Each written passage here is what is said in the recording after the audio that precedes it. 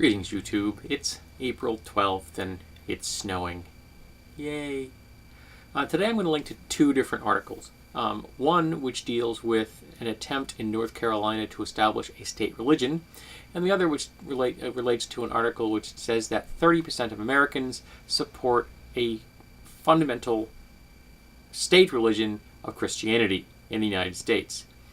And both of these examples are ways that Americans don't grasp the First Amendment or the Bill of Rights. This is just kind of stunning. Now, first of all, in North Carolina, it is inherently unconstitutional to attempt to create a state, as in the state level, state church. You can't do it.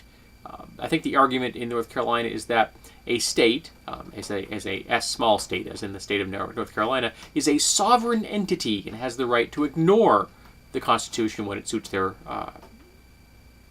them, and ignore, of course, the federal government completely when it just is inconvenient. Don't need the Constitution, don't need the Bill of Rights, don't need the federal government at all when it suits them. I wonder how many of them support the Second Amendment, though.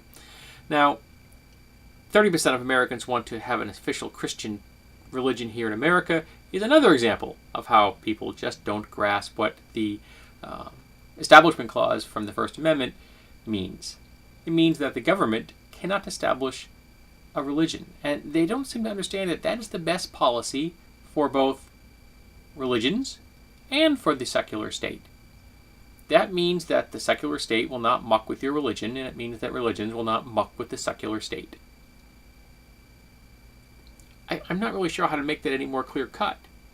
Now, there are people in America that are all upset that, they government interference, we want, small government supporters. We want nothing in the way of our, civil liberties and things like that. Congratulations. That's a great idea.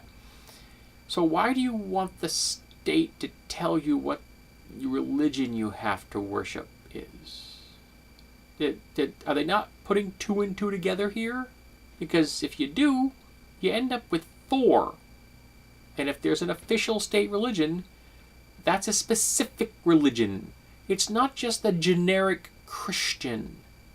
It means that it's going to be a specific branch of Christianity, of which there are hundreds of varieties. Now, in America, it would probably be some variety of Protestant. But which one? As one of the articles points out, it can't be a Baptist one, because a Baptist is a believer's religion. You have to believe, and you have to have the right to not believe for that religion to function. You have to come to it willingly on your own, which you can't do if it's the state religion, which is then the official religion of the land. So that means that it can't be a Baptist. So what's the next biggest Protestant religion? Methodists? What does a Methodist state religion look like? It's not going to be the Catholics. They're not as powerful in America as they are in other parts of the world. So I'm not sure which branch of Protestants would give the Methodists a run for their money. Maybe someone else can point that out to me, which is the largest in decreasing size in America. But that's not what these fundamentalist Christians want. They want their religion imposed, even though they are very likely a minority. They don't like to think of themselves as a minority, of course. They like to think of themselves as being the majority, but they aren't.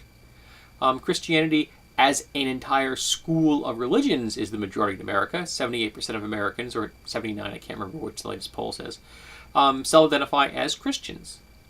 But that's a big tent. And there's a lot of things inside that tent. And I don't think that most Americans grasp that. They think there's some kind of Christian solidarity. Go ask the Irish about that. It hasn't worked out so well for them. And it hasn't worked so well here.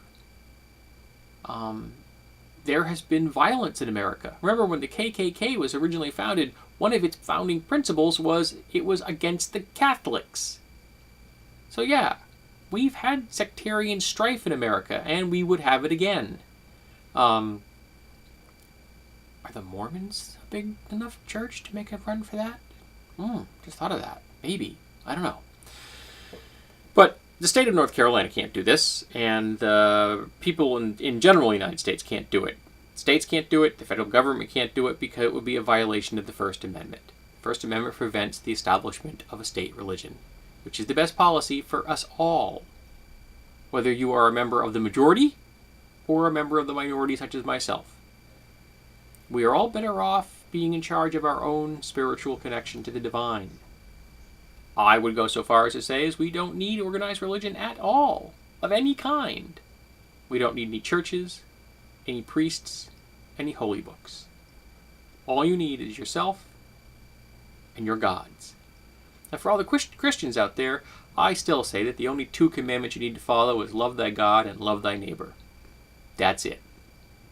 Everything else is pointless legalism. But I know I'm a wacky pagan. So go look at the articles and marvel at the profound, absolutely stunningly profound depths of the ignorance in this nation.